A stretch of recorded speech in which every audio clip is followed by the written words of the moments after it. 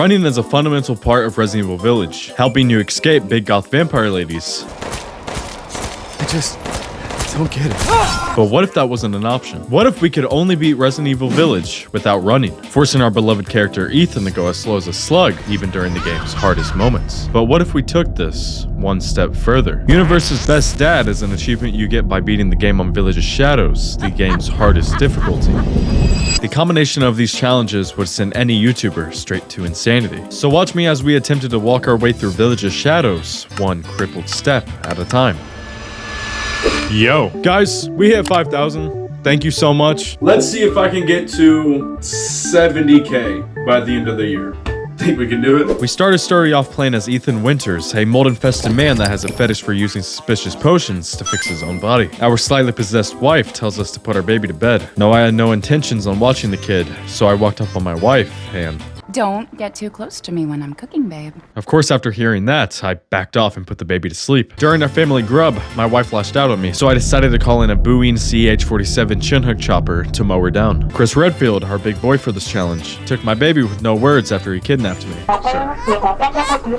Ethan, no. Leading me to be stranded after a brutal car crash. After learning that our sweet little baby has been stolen, I went for my search. Slowly making our way through the snowy town, I remembered Resident Evil Village starts you off with an 8-minute goose chase. Now, you might be wondering, how am I gonna survive a goose chase when I'm not allowed to run? Good question. I don't know. After retrieving our first gun, we are greeted with the unescapable enemy. Us being on the hardest difficulty, we are forced to unload the entire clip into the werewolf's face like a schizophrenic psycho. We then start the first hardest part of this challenge. We first start the timer by barricading ourselves inside of a house. After picking up the shotgun on the table, we have to shoot the werewolf 1 second before he attacks the barricade. The reason we do this is because it buys us as much time as possible before he unconsensually breaks in and tries to murder us. When all ammo is gone, we run. I mean walk. We walk. In the back of the house, we shoot the bags full of unknown substances, causing them to explode in the enemy's faces, blinding them for a short amount of time. We make it to the next house where we repeat the same thing. But this time, we have to make sure that the enemy doesn't break through the window to our left. Now, this part obviously took me a while, but after many attempts, something extraordinary happened. While you're in the second house fighting for your life, you have a chance for a monster named Uraeus to spawn in early, and with every attack he does, he turns off friendly fire, killing all the door camping enemies. Now what makes this so special is the hammer will never do damage to us, nor will it break the barricade. Meaning all we have to worry about is the enemies trying to break through the window. After knifing window campers for what felt like an eternity, we are grabbed and thrown so fast that we face through the wall.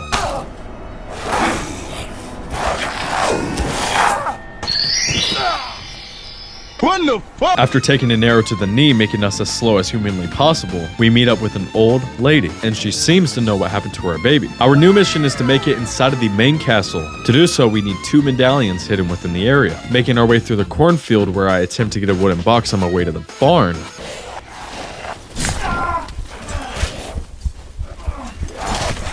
After barely escaping the field, we are greeted with 2 very important characters, Woman 1 and Man 1. After they took me into their house's basement where I can camp for the rest of the game. The mother said something about Man 1's obsession with doom scrolling, causing them to crash out and slaughtering all of them like animals. Fortunately, me and Woman 1 escaped from the fire, but eventually we lost her too. Reach for me! After collecting both medallions, we then unlock access to the castle. Making it to a room with a non-suspicious yellow handle, we are greeted by Heisenberg. Anyways, he drags us, forcing us to go the fastest we will be able to go for the rest of the challenge. Fortunately for me, I make it to the family reunion. After what seemed like hours of them making fun of me, I couldn't take it, so I decided to get up as they sent enemies after me. I initially thought this is where I would have to end the run, simply because this chase sequence always felt super fast-paced, and surprisingly, it was extremely easy, leading me to make it first try. After successfully escaping death, we get our very own red carpet to the castle. As I was reading this door, we get a warm welcome to the 3 sisters.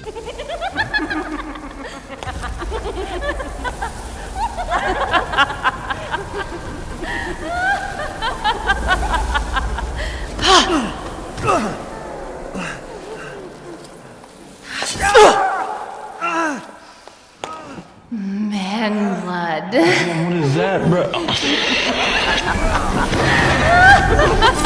I once again got dragged, but this time it was all the way to Lady D's bedroom. After hanging me up, they decided to do very unspeakable things to me. After the three sisters and Lady D all flirted with me all at once, I unhung myself in a way that any non-mold-infested person would definitely not consider attempting. As an addict always returns to their addictions, Ethan Winters returns to the first aid to heal himself once again. I picked up a few items from the room and escaped through the unlocked fireplace, leading me to the very first objective: collect all masks to unlock the main door. Mask of Joy, Mask of Sorrow, Mask of Rage, and Mask of Pleasure, all of which can be found in this very castle. I upgraded my pistol and explored the castle. After making my way up the stairs and finding the door with a missing eye, we run into Bella, the first sister we fight. I escaped through the hole in the back of the room, sending us straight to the depths of the dungeon. Now, I would be lying if I said Bella didn't absolutely shred my insides a few times after attempting to flee her. Homies and homettes, it is officially time for our first boss fight.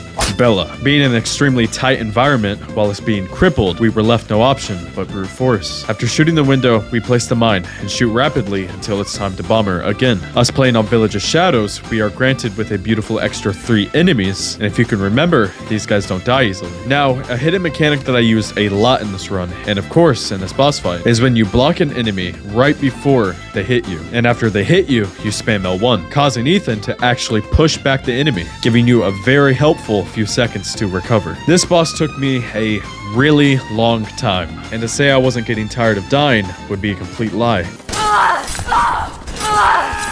Oh! Hey, no way, props. I'm tired of this. After dying so many times, I decided to reload my save and buy the mine recipe, hoping that just one more mine would deal enough damage to beat Bella. The newly placed mine completely killed the 3 NPCs, and as she backed me into a corner, I had no choice but to fight to death. After shooting my final shot, she got a little close for comfort.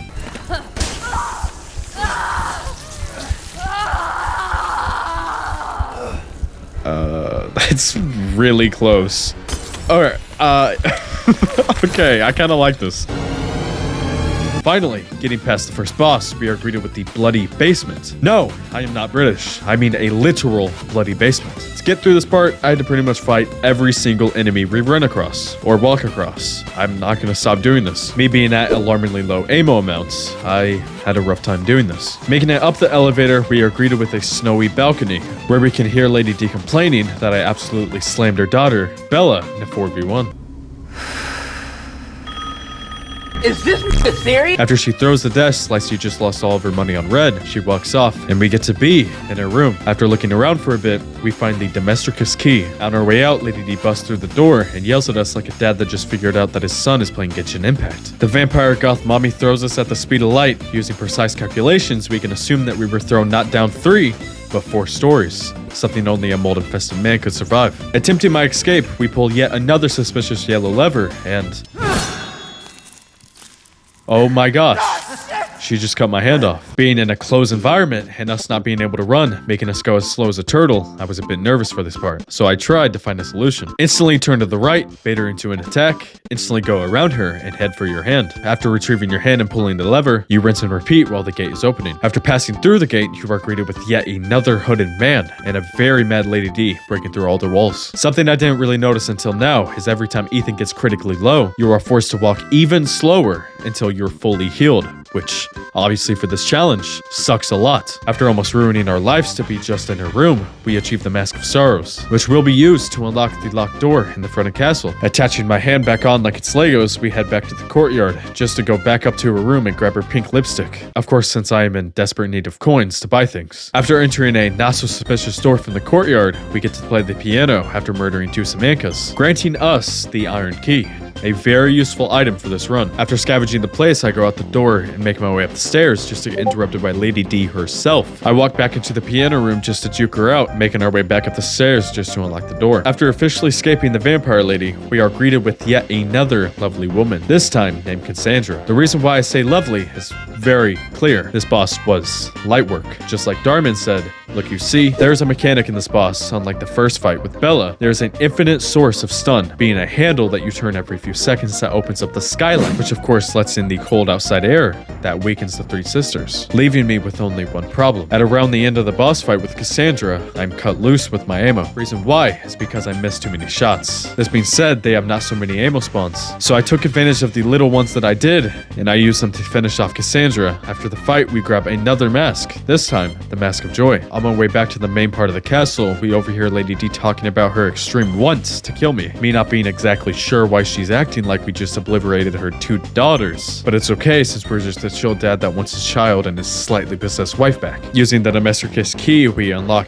a once locked door. We retrieve our second to last mask, being the Mask of Pleasure. After taking the mask off of the statue, the gate locks behind us, locking us in with whatever is in the other room. Rusted Scrap and Dinila, the third and final boss of the three sisters. This boss was mandatory, and it showed. She would have these freakouts between the fights and absolutely slam me, not in the way that I would like. The better thing about this boss is the environment. There are 2 walls disguised as barrels and boxes, which of course we could use as cover to shoot her. After walking a few steps forward into the room, she spawns in. So before that, we can place a mine and blow up not only her, but the wall, which pours in cold, breezy outside air, which just like the other 2 sisters, it of course weakens Danila. Her favorite thing to do would be her going into a panic attack mode and absolutely rocking my insides until I couldn't breathe. If I'm being completely honest, this boss fight was horrible. Not as bad as the first fight with Bella, but not as easy as the second one with Cassandra. What really makes this fight difficult without running is her fast movements. And what makes it easier than the first one is that we can manipulate the environment. After trying and failing for almost a day, I finally had a great run, but I ran out of ammo. Unlike Cassandra's boss, this one doesn't have ammo spawns, leaving me completely fucked. With that being said, I decided to pull out my knife and go to town. I used a strategy named Triple Russian Twitch. It is a way to triple your knife use time. You do this by simply pressing L1 before each hit, making you constantly swing your knife without a cooldown. Using this, I was able to kill her within a few minutes of only using the knife. Yes! Dude, let's go! Oh my gosh! There's no way I just did that knife, bro. There's actually no way I just did that with the knife. That's goated. What's up, y'all? Just so you guys know that this is Village of Shadows, I'm gonna... Yes, I record on my PS5. Don't make fun of me, okay? I have a potato laptop, as I said in my last video. Okay. I do not have the Village of Shadows trophy. I'm not sure where that's at, but we're gonna find it. Right here. Oh my gosh. I don't have it. And by the end of the challenge, I will have it. So, believe me, chat, whenever I say I am playing on Village of Shadows. After that excruciating boss fight, we make our way into the attic to pick up ourselves the most important weapon of the game, the sniper rifle. This will be our golden ticket out of this horrible challenge. On our journey to collect the final mask, we finally walk into a zip line that mysteriously disconnects at the last second, leading us straight to the final mask, being the Mask of Rage. After making it to the elevator that conveniently sends us straight back to the castle, we are pathetically chased by Lady D. Unlike me, she misses her shot, leaving me a very happy, crippled man. At the end of our little chase, Ethan got stuck on the door as I was trying to look back, sending Ethan straight into a trance like he was in a Call of Duty cutscene. Since we are obviously playing on the hardest difficulty and I wanted to make this challenge as easy as finding the needle in a haystack, I decided to take advantage of every little thing, being of course, treasures. The reason why is because in this game, like RE4, we are gifted a merchant, where we can buy and sell items that can lead you to victory or can lead you to loss. Me being about as thirsty as a Discord predator, except I'm attracted to treasure and not other things, I decided to roam the castle for any remaining items. Going back into the dungeon, I find a locked door that we now had the key for. After collecting, to my knowledge, every loose item, we placed every mask on the statues, finally unlocking the door that leads us straight to a fight that was directly sent by Satan himself. After grabbing the knife that makes us ruin everything, we are interrupted by Lady D herself. You've ruined everything! Very angry vampire lady decided to turn into a not so hot goth vampire lady, which that made me very sad. Officially revealing herself, I had no choice but to lock in. Lady D's health pool set at a whopping 9,000 HP. This was much larger than any enemy we have faced so far, so it's safe to say I didn't have any room for mess-ups. Now to break it down for you, Lady D has 3 main attacks. The thrust attack, where she goes from one side of the balcony to the other. The fly attack, where she sends flies forcing me to go hide and cover. And of course, the body slam attack, which is exactly how it sounds. Now through our mind-boggling attempts, I realized something. With every charge attack, I could simply go around to the corner and land a few shots, rinse and repeat. Every now and then, Lady D flies up in the air, giving us a few free sniper shots. And if you remember, I upgraded my sniper, making this deal a lot more damage than the other weapons. Of course, we have to do this all before she conveniently lands right back down. With this knowledge, I kept trying, and I kept dying. No, bro! No! No! No! After my hands sweated an ocean, we finally made it past the first phase. Now at this moment, I was getting a little nervous, since we are sitting at a unholy low amount of ammo. With this said, I came up with a simple strategy. After picking up the little extra ammo at the top, Lady D crashes in, forcing us into a close range fight. But I had a plan. Every time she turns red, she will do an attack, and if I bait her perfectly and shoot her, then I could just keep on doing the same thing. After many attempts, and my final 2 shots remain, thankfully, 1 out of those 2 bullets was all I needed after completely 200 pumping her in the head. After picking up her hourglass statue, I picked up a much less important item, my baby's head in a tube. Officially being done with the castle for good, it was time to lock in with my search for the rest of my baby's parts. After carefully breaking the lock of the door, we enter a cave, where we conveniently can catch fish and for the betterment of this challenge. Walking through the forest, we eventually run into Duke, the best merchant out there. Of course, not comparing it to the RE4 merchant. After asking me what we were holding in our own hands, he lets us know it's your baby's head, Ethan. Me knowing this already, I dropped the head out of anger. After buying the pipe bomb recipe and forgetting to upgrade my suitcase like a stupid little, I went along the path of death just to prepare myself for the next few hours of dreadful challenges. My next objective is to make it to a house with a red chimney to find the key. After peeking through the gate like I was a registered OFF, I shot the lock that was locking me out. While looting the town, I found a teddy bear. I decided to keep it, knowing I would probably need it for tough times again. I also shot a bluebird for juicy game. And if you're wondering why I'm sitting here murdering animals, I would be, of course, glad to tell you that in Resident Evil 8 Village, there's a unique upgrade system. Duke offers you dishes for the price of, obviously, the ingredients. The special thing about these dishes, though, is after you eat them, they do permanent things to your very own body. Some can permanently upgrade health, some stamina, and some can even add extra inches. So, that's why I'm doing these unspeakable things to these animals. After exploring some more, I ran into another werewolf, so I decided to bully him a little bit so I could get payback for about 2 minutes into the video.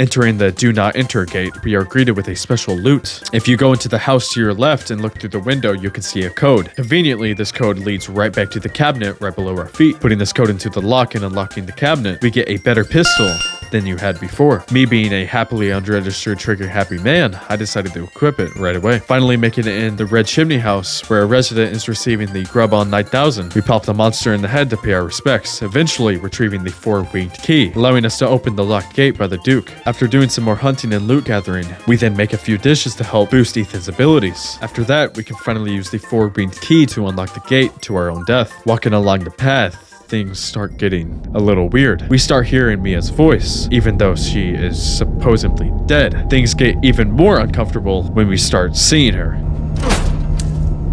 Rose feels different. Ethan, you have to fix her. Moving forward and throwing away our only picture of our happy family I had left, we are greeted with a, honestly, very nice looking house. Inside this house with weird paintings, there is a basement.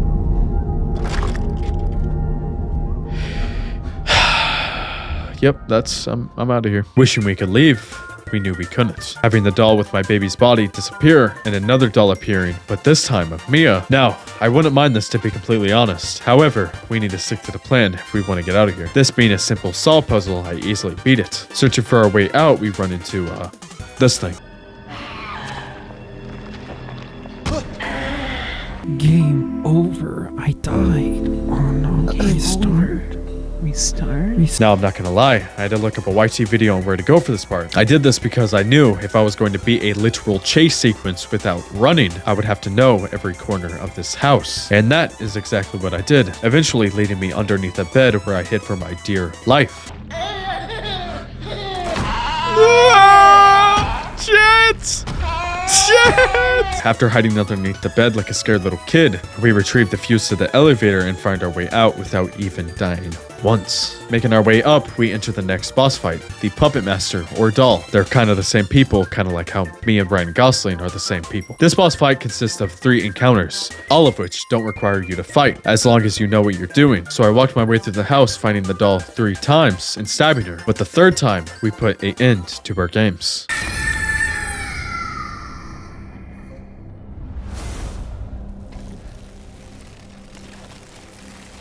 It's over.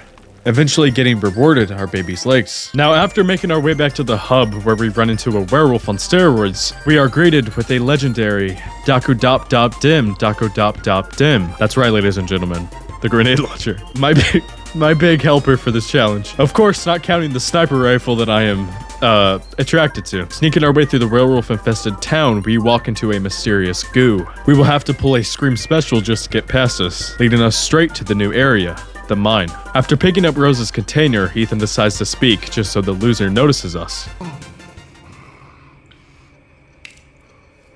I'll just be taking this.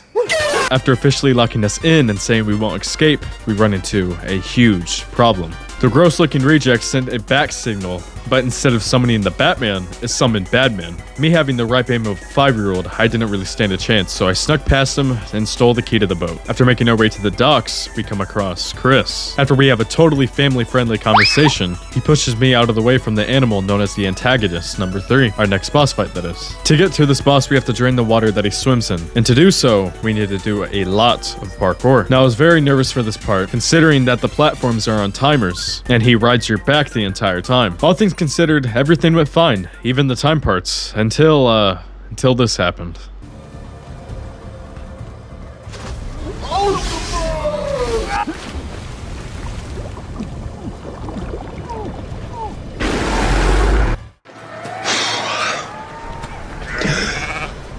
I tried again, but from a different angle, and it still didn't budge. Experimenting, I decided to see when we trigger the enemy, and on accident, I triggered him. But this time, it didn't hit me.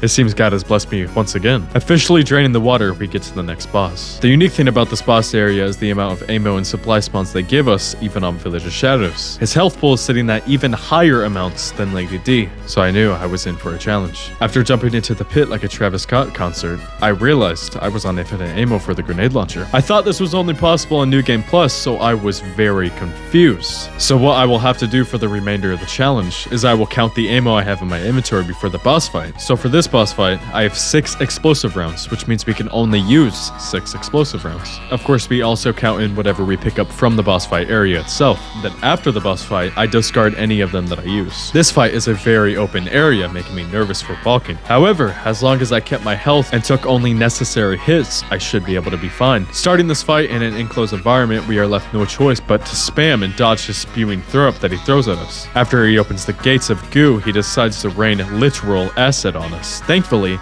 we have many roofed-in areas around us, leading us to protection from all the acid. During this attack, we can also shoot him multiple times, allowing us to deal a decent amount of damage. Next, I went to spam mines to see if that would work, and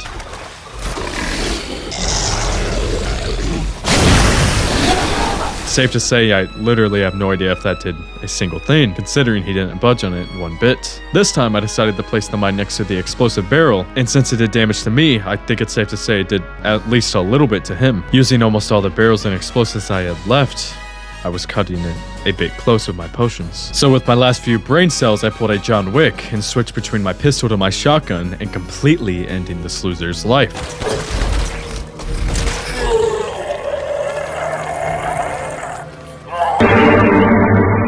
After the boss fight, as promised, I discarded any of the ammo that I used. Me being a completely Indiana Jones copycat, I decided to go for a very long walk to an abandoned treasure. Shooting the fire unlocks treasure with each door, but we are left with an empty torch in the middle. We are forced to set the one enemy on fire and light it with his own body, giving us a beautiful artifact that will help us beat the next upcoming bosses. Now, this next boss was, interesting. If I'm being honest, I was a little terrified. Halfway through this boss, he spawns in his hooligans for Village of Shadows only, of course, just making it harder and harder. Also, the pillars don't really provide any kind of protection.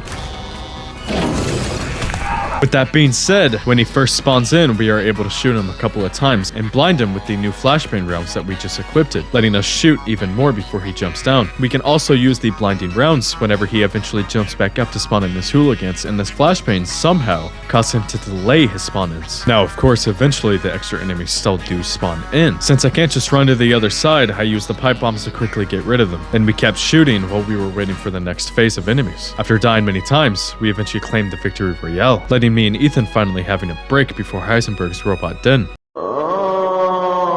Walking our way to our own death, we are greeted by Heisenberg himself. He offers us a deal to give us the gift of running, but the only catch is I would have to give him my daughter, who is just like Mother, slightly, possessed. After he officially crashes out and sends us down a hole, we are greeted with the hardest parts of this challenge. No, not really. Anyways, with enemies around every corner, we have to get molds and make our way through the factory, while also having enemies with helmets because, why not? After getting all the molds and making our way through the area, we are greeted with the very scary obstacle, Fan Man. Looking like he just came out of Silent Hill 2, it's safe to say I was a little bit terrified. And in this extremely tight area to fight in, but I had a plan. Instantly flashbanging his face, we shoot his weak spot that is in the back of his back, and once he turns around, we repeat and do the exact same thing. That is until he starts spazzing out. Now, I'm gonna be completely honest. I was super scared for this part of the challenge, so me beating it within 2 tries, it was safe to say my ego was higher than a certain YouTuber that I will not name the name of because I don't spread hate. Attempting our way through this dreadful Amazon factory, we are then greeted by Chris. He then tells us everything that has happened, and even about how my daughter has special gifts, and how my slightly possessed wife is not actually my wife, and instead, Mother Miranda. I had the fear of revenge in my own heart, so I decided to jump into the Transformer suit and go for the next boss, Heisenberg. Now, I'm gonna be completely real. The first phase of this boss was a complete refresher for this challenge. My ego still the size of a skyscraper, I was ready to beat Heisenberg down to a bloody pulp. Mr. Berg has 3 weak spots, one on his left arm, torso, and one on his right arm. As long as we kept on shooting them, they will regenerate up until you get to the second phase. You'll know we're on the second phase whenever he starts doing his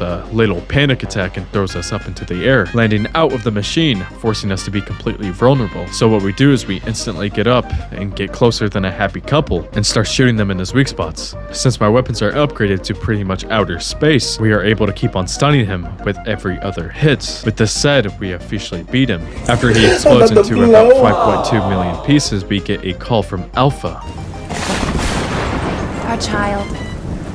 She's so important, isn't she? No, she isn't, but she's still my daughter. Now, she definitely wasn't my wife. Instead, she was Mother Miranda. After our pep talk, she takes out my heart, forcing us to die. Now, us being a mold-infested personnel, it's safe to say that this is not the end of Ethan. Instead, waking up as Chris this time, we are greeted with the easiest part of this challenge. Or so I thought. I'm only kidding, I was just trying to build suspense. Even though I had infinite ammo equipped, we were still given a load of ammo, making Chris pretty much a nuclear weapon. After walking around, we stumble upon Mother Miranda's dungeon, where we find and free the real Mia. After Chris's part was done, we stuck a Fortnite C4 into the Mega Mycete and switched right back to Ethan, where he was on the brink of death. We also learned that he is made but nothing but mold. That is giving us a decent excuse for being able to put our own hand right back on our arm. Playing as Ethan again, we are given a proper goodbye and the coolest one-liner from our own protagonist.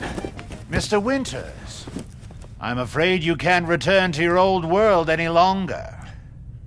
Are you ready?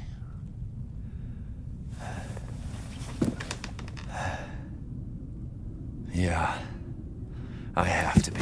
After buying things that we need from the Duke, we march our way forward to the final boss, Mother Miranda. Her health will set at a eye-watering 30,000 HP, leaving me and Ethan very sad. Now, Mother Miranda's attacks were extremely predictable, leaving much of her attacks easily dodged, even without running. There were, however, a few attacks where we had to take a hit simply because there is absolutely no way we can move fast enough without running. The first phase is her doing a tortilla challenge on TikTok by slapping us back into the womb. The second phase is her Spider-Man phase. The third is her Pulse phase. And the fourth is her Bloodborne Virgo's Wet Nurse Part 2 phase. There's also a Naruto explosion right before second phase. Now, after the first 4, Miranda will select any of her phases at her very own will. That is, until the fight is done, leaving it completely unpredictable. For most of the fight, we can just shoot, walk, block, and repeat. But for the first phase, I decided to do something special. I decided to place down all the mines I had left, like there was no tomorrow, leaving Miranda completely stunned. After she starts spawning in trees, I decided to throw all the other pipe bombs I had left, leaving us with a ton of damage dealt without even moving. Using all these strats and all of her upgraded weapons, we eventually kill Mother Miranda and get Rose back. I've always hated you. I'm going to kill you, and I'm going to make it hurt.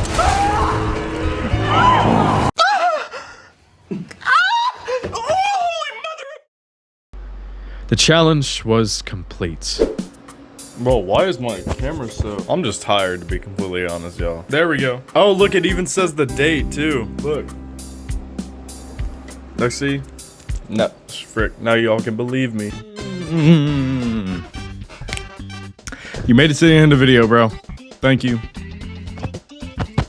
Appreciate it. Just want to hop on here and say, you know, face cam. You guys get to see my face again. Lovely. You know, check out my Instagram. Because I be posting my face like every single day on there, to be completely honest. Yeah, but thank you for the overwhelmingly huge support. As you can tell, I don't have scripts for these kind of things. Like, I just don't. This past few weeks on YouTube have been incredible. And just a few weeks with the community has been incredible. So really appreciate it, guys. I hope we can grow this, you know, audience extremely large. Like, I'm thinking like a slight like 30 mil by the end of next year, something like that. You know, who knows? Who knows? It's this is probably my last video before New Year's. No way I'm getting a video. Yeah, this is my last video before New Year's. Happy New Year. Hopefully y'all had a great Christmas. And I'll see you guys on the next one. If you guys aren't subscribed, subscribe. If you guys aren't post noties on, post noties on. If you guys ain't liked yet, please like. And if you got, and comment your favorite timestamp. I love reading comments, even whenever they're telling me to kill myself.